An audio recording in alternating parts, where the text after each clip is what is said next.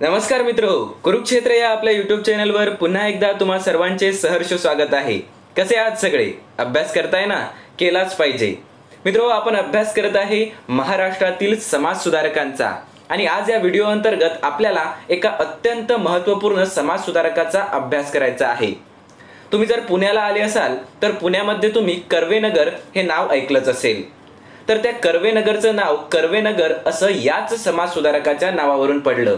आधी त्या कर्वेनगरला हिंगणे म्हणून ओळखलं जायचं। तुम्हाला समजलंच असेल आपल्याला कोणत्या समाज सुधारकाचा अभ्यास करायचा आहे। तर आपल्याला महर्षी धोंडो केशव कर्वे या एका महत्त्वपूर्ण समाज सुधारकाचा अभ्यास करायचा आहे। व्हिडिओला सुरुवात करण्याआधी तुम्ही महर्षी धोंडो केशव कर्वे यांचे काही फोटोज बघून घ्या। तर तुम्हाला हा फोटो दिसून येईल। या फोटोमध्ये पंडित जवाहरलाल नेहरू यांच्यासोबत तुम्हाला महर्षी धोंडो केशव कर्वे दिसून येतील। त्यानंतर एक फोटो असा आहे की त्या फोटोमध्ये महर्षी धोंडो केशव कर्वे हे आइन्स्टाईन सोबत आहे। बघा, या फोटोमध्ये आइन्स्टाईन सोबत तुम्हाला महर्षी धोंडो केशव कर्वे दिसून येतील। त्यानंतर पुढचा फोटो आहे ज्यामध्ये डॉक्टर राजेंद्र प्रसाद हे महर्षी धोंडो केशव कर्वे यांना भारतरत्न देत आहेत। तर हे होते महर्षी धोंडो केशव कर्वे यांचे काही फोटोज। आता आपण महर्षी धोंडो केशव कर्वे यांच्याबद्दल माहिती जाणून घेऊ। तर मित्रहो, महर्षी धोंडो केशव कर्वे यांचा जन्म रत्नागिरी जिल्ह्यातील मुरुड या एका छोट्याशा गावी 1858 मध्ये झाला। 1857 ला काय झालं होतं? तर 1857चा सैनिकांचा बंड तुम्हाला माहीतच असेल। सैनिकांचा जो उठाव आहे तो तुम्हाला माहीतच असेल। स्वातंत्र्यवीर सावरकर त्याला पहिलं स्वातंत्र्य युद्ध असेही म्हणतात। त्याच्याबरोबर एका वर्षानंतर म्हणजे 1858 ला रत्नागिरी जिल्ह्यामध्ये मुरुड या गावी महर्षी धोंडो केशव कर्वे यांचा जन्म झाला। तुम्हाला लक्षात ठेवायला सोपं जाईल। आता त्यांचं जे निधन आहे ते 1962 ला झालं। म्हणजे ते 104 वर्ष जगले। किती वर्ष जगले? 104 वर्ष महर्षी धोंडो केशव कर्वे जगले। आपण आजकाल जर बघितलं तर 60-65 वर्षाचे झाले की लोक गचकतात, परंतु महर्षी धोंडो केशव कर्वे हे 104 वर्ष जगले। त्यांच्या वयाच्या बरोबर 100व्या वर्षी म्हणजे केव्हा? तर 1958 ला त्यांना भारतरत्न या पुरस्काराने सन्मानित केला गेलं होतं। मित्रहो, आता आपण महर्षी धोंडो केशव कर्वे यांचं शिक्षण कसं झालं, त्यांनी शिक्षणानंतर काय केलं त्याबद्दल थोडीशी माहिती घेऊ। आता महर्षी धोंडो केशव कर्वे यांच्या घरची परिस्थिती एवढी चांगली नव्हती, त्यामुळे त्यांना शिक्षण घेण्यासाठी विविध ठिकाणी कामे करावी लागली। त्यांनी स्कॉलरशिप मिळवली, त्याचबरोबर त्यांनी ट्युशन क्लासेस घेतले, म्हणजे त्यांनी शिकवण्या घेतल्या आणि त्या सर्वांमधून त्यांनी जो काही पैसा मिळवला त्या पैशांनी त्यांनी आपलं शिक्षण पूर्ण केलं। त्यांचं शिक्षण कोणत्या कॉलेजमध्ये झालं? तर बघा, ते रत्नागिरीमधून आले मुंबई येथे आणि मुंबईला विल्सन कॉलेजमध्ये त्यांनी ॲडमिशन घेतली। आणि शिक्षणाचा खर्च आपल्याला माहीतच आहे की ते शिकवण्या घेऊन किंवा कामे करून ते त्यांचा शिक्षणाचा खर्च भागवत होते। तर मुंबईच्या विल्सन कॉलेजमधून त्यांनी त्यांचं शिक्षण पूर्ण केलं।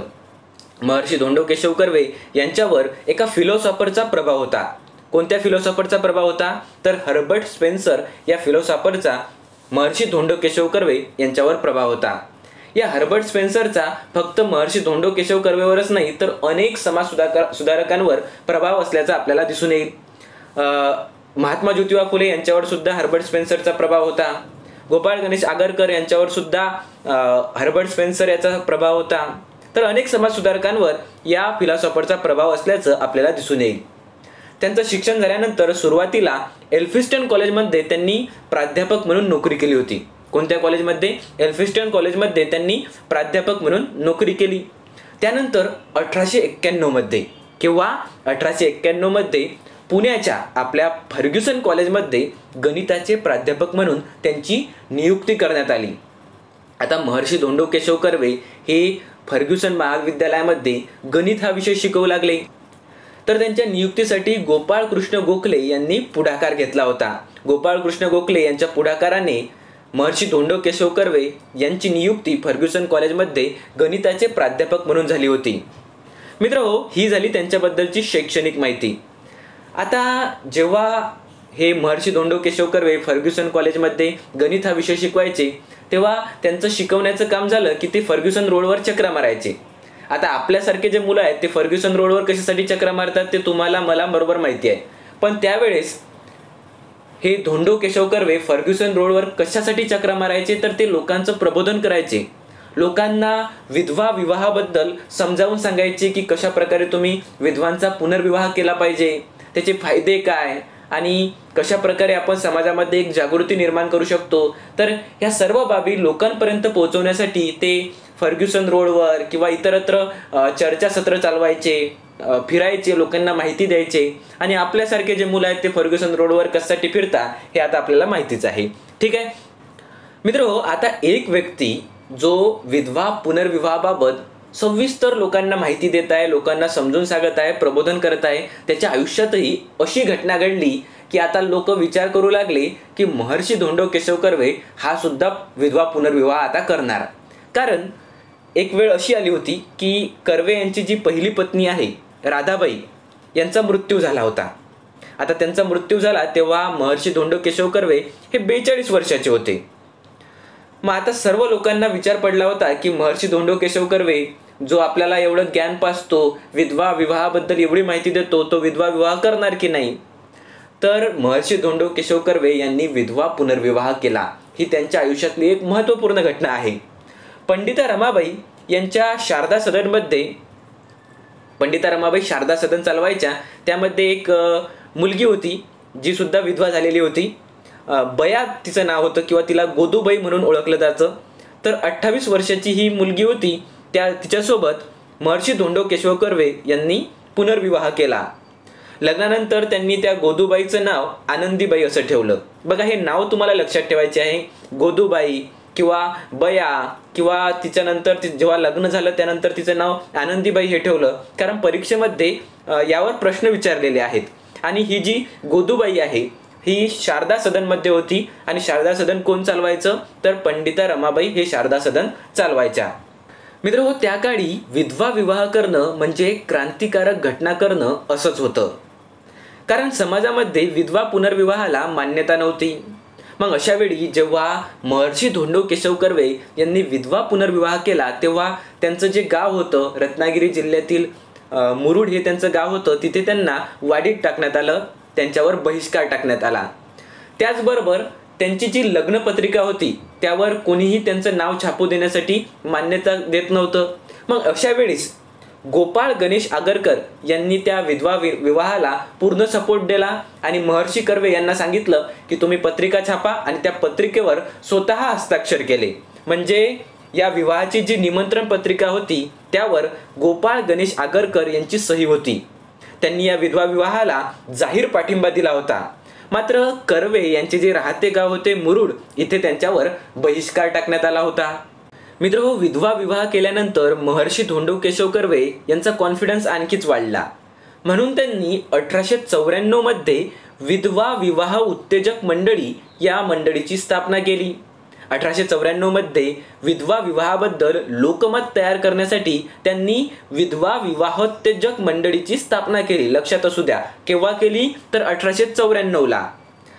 फर्ग्युसन कॉलेजची त्यांची ड्युटी संपली की ते विधवा विवाह संबंधी लोकमत अनुकूल करण्यासाठी दौरे काढत असत, व्याख्याने देत असत. हे तर मी तुम्हाला आधीच सांगितलं. पुढे या संस्थेचं नाव, ही जी विधवा विवाह उत्तेजक मंडळी आहे या संस्थेचंच नाव विधवा विवाह प्रतिबंध निवारक मंडळी असं करण्यात आलं. काय नाव केलं, तर विधवा विवाह प्रतिबंध निवारक मंडळी. विधवा विवाह उत्तेजक मंडळीचं नाव हे विधवा विवाह प्रतिबंध निवारक मंडळी असं करण्यात आलं. ज्यांना विधवा विवाह किंवा विधवा पुनर्विवाह करण्याची इच्छा असेल त्यांना ही संस्था आर्थिक स्वरूपात मदत करायची. म्हणजे एखाद्याला जर विधवा विवाह करायचा आहे तर त्याला काही पैसे पुरवणं, त्याला काहीतरी संपत्ती देणं, हे काम ही संस्था करायची. मित्रहो, त्यानंतर 1896ला अनाथ बालिकाश्रमांची स्थापना महर्षी धोंडो केशव कर्वे यांनी केली. केव्हा केली, तर 1896ला. बघा, 1894ला विधवा विवाहोत्तेजक मंडळीची स्थापना, त्यानंतर 1896ला अनाथ बालिकाश्रमाची स्थापना महर्षी धोंडो केशव कर्वे यांनी केली. आता तुम्हाला नावावरूनच समजून येईल की अनाथ बालिकाश्रम, अनाथ म्हणजे काय हे तुम्हाला माहीतच आहे. त्याचबरोबर मित्रहो, त्यावेळी व्हायचं काय की समाजामध्ये बालविवाहाची प्रथा व्हायची. मग त्यावेळेस व्हायचं असं की जे जरट विवाह आहेत ते पण व्हायचे. म्हणजे एखाद्या लहान मुलीचं लग्न काही म्हाताऱ्यांसोबतही व्हायचं. मग व्हायचं असं की तो जो म्हातारा आहे तो तर गचकून जायचा, पण बिचारी ती लहान मुलगी जी आहे ती विधवा होऊन जायची आणि समाजामध्ये विधवा विवाहाला त्यांनी परमिशन दिलेली नव्हती, म्हणून त्या मुलीचं जे आयुष्य आहे ते एकदम खडतर होऊन जायचं. मग त्या मुलींना शिक्षण देण्यासाठी, त्यांचं आयुष्य सुधारित करण्यासाठी हा अनाथ बालिकाश्रम होता. कर्वे यांनी 14 जून 1896 रोजी या अनाथ बालिकाश्रमाची स्थापना केली होती. जे राघो भंडारकर आहेत ते या आश्रमाचे अध्यक्ष होते, तर महर्षी धोंडो केशव कर्वे हे स्वतः चिटणीस होते. विधवांना मदत करण्यासाठी तसेच त्यांना शिक्षण देण्यासाठी अनाथ बालिकाश्रम या संस्थेची स्थापना करण्यात आली होती. विधवा पुनर्विवाहाच्या बाबतीत ही संस्था तटस्थ होती. एक वाक्य लक्षात असू द्या की हा जो अनाथ बालिकाश्रम आहे हा विधवा विवाहाच्या बाबतीत तटस्थ होता. आता तुम्ही म्हणणार की असं का? तर बघा मित्रो, जर यांनी विधवा विवाहासाठी तेव्हा त्या बालिकाश्रमामध्ये प्रोत्साहन दिलं असतं तर काही लोकांनी ज्या लहान लहान मुली आहेत, ज्या विधवा झालेल्या आहेत, त्यांना त्या अनाथ बालिकाश्रमामध्ये टाकलंच नसतं की हा जो कर्वे आहे हा आपल्या मुलींचा पुनर्विवाह करून टाकीन, म्हणून मग त्यांनी त्या आश्रमामध्ये त्या मुलींना टाकलंच नसतं. असं होऊ नये, त्या मुलींचं आयुष्य बर्बाद होऊ नये म्हणून ही जी संस्था आहे अनाथ बालिकाश्रम ही विधवा विवाहाच्या बाबतीत तटस्थ होती.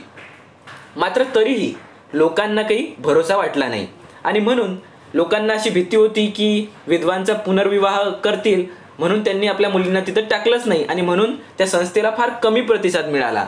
सुरुवातीला या अनाथ बालिकाश्रमामध्ये फक्त 8 विद्यार्थिनी होत्या. मात्र हळूहळू त्या स्त्रियांची संख्या वाढत गेली. आपल्याला असं दिसून येईल की हळूहळू त्या स्त्रियांची संख्या वाढत गेली.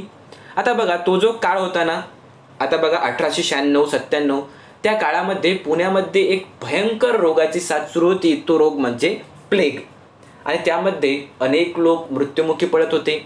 आणि अशा वेळी आता हा जो अनाथ बालिकाश्रम आहे तो महर्षी धोंडो केशव कर्वे यांनी त्यांचं स्थान बदलायचं निश्चित केलं आणि म्हणून हा जो अनाथ बालिकाश्रम आहे हा हिंगणे येथे ट्रान्सफर करण्यात आला. आता हिंगणे हे सध्याचं कर्वेनगर आहे हे तुम्ही लक्षात असू द्या. तर कशामुळे? प्लेगच्या बिमारीमुळे त्यांनी आपला जो अनाथ बालिकाश्रम आहे तो तिथून हिंगणे येथे ट्रान्सफर केला. ठीक आहे. आणि नंतर हिंगणे हीच या आश्रमाची तसेच महर्षी धोंडो केशव कर्वे यांच्या कामाची कर्मभूमी बनली. सध्या हिंगणे या भागाला पुण्यामध्ये कर्वेनगर या नावाने ओळखलं जाते. आता या आश्रमाचा जो सर्व कारभार आहे तो पार्वतीबाई आठवले पाहत होत्या. कोण पाहत होत्या हे नाव लक्षात असू द्या की या आश्रमाचा कारभार पार्वतीबाई आठवले ह्या पाहत होत्या, तर काशीबाई देवधर ह्या या आश्रमाच्या लेडी सुप्रिटेंडंट होत्या. कोण? काशीबाई देवधर. मित्रहो, आता 1907 मध्ये जाऊ आपण. बघा 1894 त्यानंतर 1896, आता आपण 1907 मध्ये जाऊ. तर 1907 मध्ये महर्षी धोंडो केशव कर्वे यांनी महिला विद्यालयाची स्थापना केली. 1907 मध्ये महिला विद्यालयाची मुहूर्तमेढ रोवण्यात आली. 1912 मध्ये या विद्यालयाचं जे बांधकाम आहे ते पूर्ण झालं. या विद्यालयामध्ये विधवांसोबतच कुमारीही दाखला घेऊ लागल्या, म्हणजे ज्या काही मुली आहेत त्या विधवांसोबत तिथं शिकू लागल्या. आता कसं आहे, धीरे धीरे लोकांना असं वाटलं की नाही, आपण मुलींना शिक्षण दिलं पाहिजे, म्हणून काही ज्या कुमारी मुली आहेत ज्यांचं लग्न झालेलं नाही त्या मुलीसुद्धा त्या विधवांबरोबर त्या विद्यालयामध्ये शिकायला येऊ लागल्या. सुरुवातीला लाकडी पूल जो आहे ना पुण्यामध्ये, तिथं ही एक प्रशस्त जो वाडा होता तिथं हे विद्यालय सुरू करण्यात आलं होतं, परंतु त्यानंतर हिंगणे येथे हे विद्यालय हलविण्यात आलं. बघा 1907 मध्ये महिला विद्यालय, 1896 मध्ये अनाथ बालिकाश्रम, 1894 मध्ये विधवा विवाहोत्तेजक मंडळी. आता आपण 1908 मध्ये येऊ. 1907 नंतर 1908 मध्ये निष्काम कर्ममठ ही एक संस्था महर्षी धोंडो केशव कर्वे यांनी स्थापन केली. आता ही संस्था कशासाठी होती, काम काय करायची याबद्दल आपण माहिती घेऊ. राष्ट्राच्या व समाजाच्या उद्धारासाठी निस्वार्थ स्त्री पुरुषांचे संघ निर्माण करण्यासाठी, राष्ट्राच्या आणि समाजाच्या उद्धारासाठी निस्वार्थ स्त्री पुरुषांचे संघ निर्माण करण्याच्या उद्देशाने निष्काम कर्ममठ ही संस्था स्थापन करण्यात आली. बघा निष्काम, इथंच तुम्हाला दिसून येईल की निस्वार्थ भावनेने स्त्री पुरुषांचे संघ स्थापन करणे हा या संस्थेचा उद्देश होता.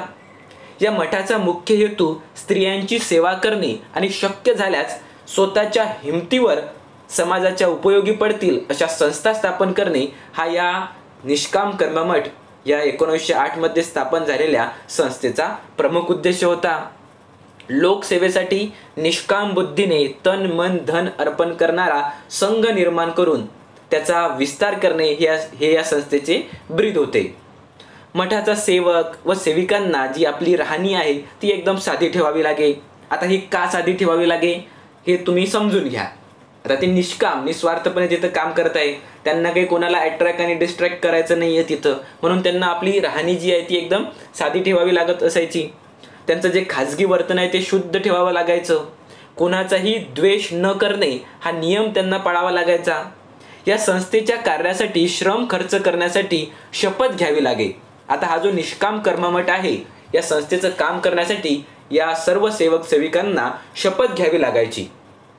मित्रहो, आपण 1907 मध्ये एक संस्था बघितली, 1908 मध्ये आपण निष्काम कर्ममठ ही संस्था बघितली. आता आपण 1915 मध्ये येऊ. 1915 मध्ये आपल्या भारतामध्ये काय चालू आहे हे तुम्हाला माहीतच असेल. गांधींचं आगमन झालेलं होतं. गांधी काय करत होते ते आपल्याला माहीतच आहे. त्या 1915च्या काळामध्ये महर्षी धोंडो केशव कर्वे काय करत होते तर त्यांनी महिला आश्रमाची स्थापना केली होती. महर्षी धोंडो केशव कर्वे यांनी 1915 मध्ये अनाथ बालिकाश्रम नंतर, महिला विद्यालयानंतर, निष्काम कर्ममठ नंतर सेवक सेविकांना एकत्र करून महिला आश्रमाची स्थापना केली. तसेच आयुष्यभर स्त्रियांच्या उद्धारासाठी विचार करेल ही त्यांनी तिथं शपथ घेतली. कुठं? महिला आश्रमामध्ये 1915ला.